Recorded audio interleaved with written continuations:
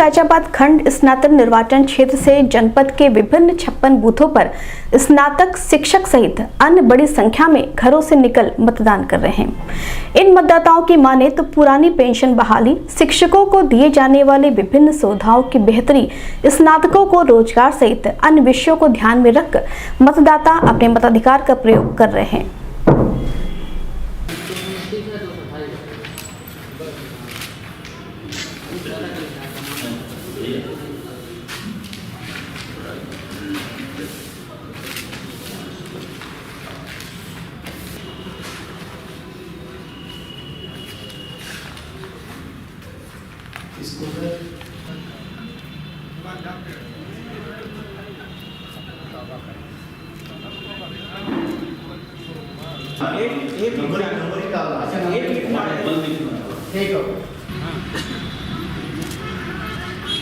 वाह भाई वाह,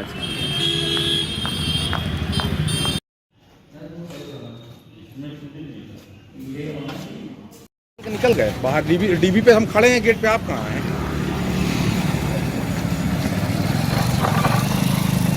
उससे मतलब नहीं। हम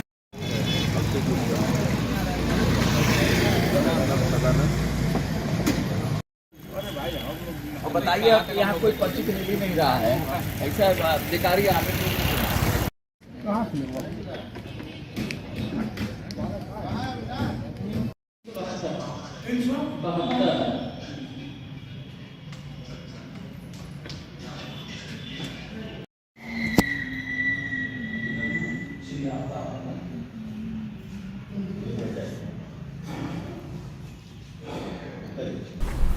इस संबंध में सिटी वन संवाददाता से बात करते हुए मतदाताओं ने बताया, बेसिकली हम लोग शिक्षक हैं और तमाम ऐसे इशू हैं और ऐसा कैंडिडेट चुनना चाहते हैं जो विभिन्न क्षेत्रों में काम करें विकास के मुद्दों को लेकर।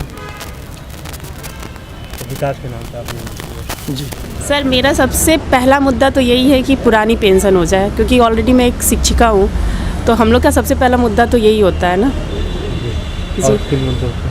और सुविधाएं, मतलब जो जनता जिस पे खुश हो, जिस सुविधाएं अच्छी मिले वो सोच के मैंने उनको किया है जिनको मैं चाहती हूँ। हम लोग अध्यापक हैं और हमारा मुद्दा जो था पुरानी पेंशन को लेकर है। इसी मुद्दे पर हमने वोट किया है अपने पसंदीदा प्रत्याशी को, जो हमारे गोरखपुर को और आगे लेके जाए। और यही मेरी उम्मीद है कि हमारा गोरखपुर और ज़्यादा विकसित हो जाए। क्योंकि ये शिक्षा क्षेत्र का चुनाव है, तो क्या चाहती है शिक्षा में किस तरह का वो शिक्षा में और बढ़ोतरी हो और आगे बढ़े लोग, बेरोजगारी ख़त्म हो। हम जो जनता के बीच में रहने वाला संघर्षशील प्रत्याशी का चयन चाहते हैं, जो सबका साथ सबका विकास लेके चले, शिक्षा की व्यवस्था सुधार। ये एक ऐसा नीतिगत निर्णय है जिस पर बड़े लोग बड़े तरीके से काम कर रहे हैं।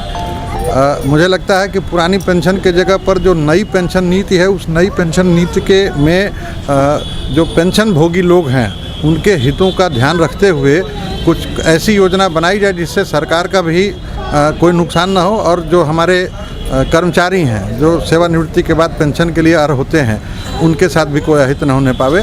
तो ऐसी कोई एक स्थिति बनाई जाए जिसमें सरकार भी सुरक्षित रहे और जो सरकारी कर्मचारी हैं जिनको पेंशन का लाभ मिलना होता है उनको भी कोई कठिनाई ना हो। जिसके तहत हम लोग यानी जो शिक्षित वर्ग के लोग हैं उनके हिस्से में यह अधिकार आता है कि वो अपने मताधिकार का उपयोग करके ऐसे व्यक्ति का चुनाव करें जो उनके मसाइल, उनकी समस्या से सरकार को बाकायदा जो है वो सरकार को अवगत कराए, हमारी जो भी आवश्यकताएं हैं उनको पूर्णतः सदन पटल पर रखे। तो उसी के तहत हम लोग आए थे, जिसको भारतीय संविधान ने जो अख्तियार मुझे दिए हैं, जो अधिकार दिए हैं, उसका अनुपालन करते हुए हम अपने मताधिकार का उपयोग करके अपने विवेक से, अपने हिसाब से सबसे बेहतर व्यक्ति का चुनाव करें। अच्छा, एक बहुत गौरतलब बात यह है कि ये ऐसा चुनाव है कि इसके प्रत्याशी को भी मतदाता नहीं पहचानता, ना कभी दिखते हैं।